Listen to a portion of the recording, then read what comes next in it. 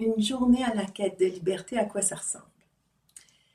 Je dirais que ça commence avec le chant des oiseaux, parce qu'on invite les gens à être le plus possible en camping. C'est sûr qu'il y a des chambres où on est à Sutton, à notre centre de Sutton. Il y a des chambres qui sont disponibles pour ceux qui ne peuvent pas camper, mais d'être en contact avec la nature, à l'orée du bois, avec le chant des oiseaux qui nous réveille, ça fait déjà partie de cette atmosphère-là de la quête de liberté.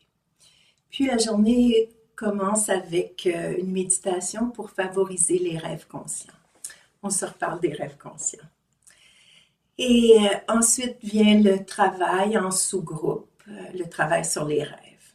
C'est un moment, je dirais, d'intimité avec nous-mêmes et avec ce petit groupe-là dans lequel on va être tout au long de la quête pour cette période-là sur les rêves le matin. Donc, où on partage nos rêves.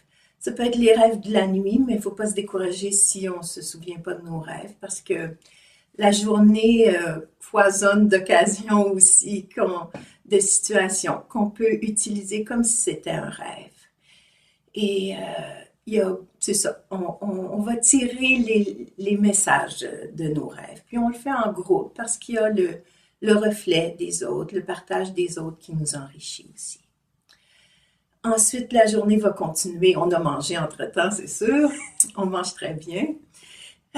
Avec un des grands thèmes. On va explorer chaque journée un thème. J'en parlais la dernière fois.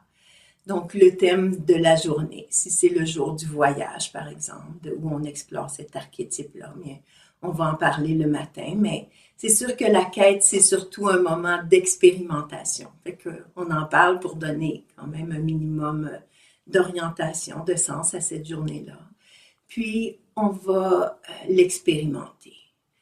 Donc, on va proposer des mises en situation, des exercices pour vraiment entrer dans l'archétype, le vivre.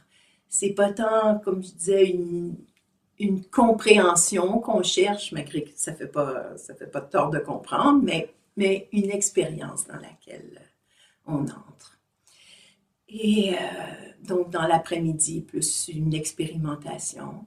Et le soir, après le souper, la journée, la plupart du temps, se termine par un rituel qui vient ancrer l'expérience de la journée, où on peut l'intégrer à travers des gestes, des paroles qui ont un sens, qui viennent, c'est ça, ancrer l'expérience de la journée. Et bien, le soir, on se recouche puis on rêve à nouveau.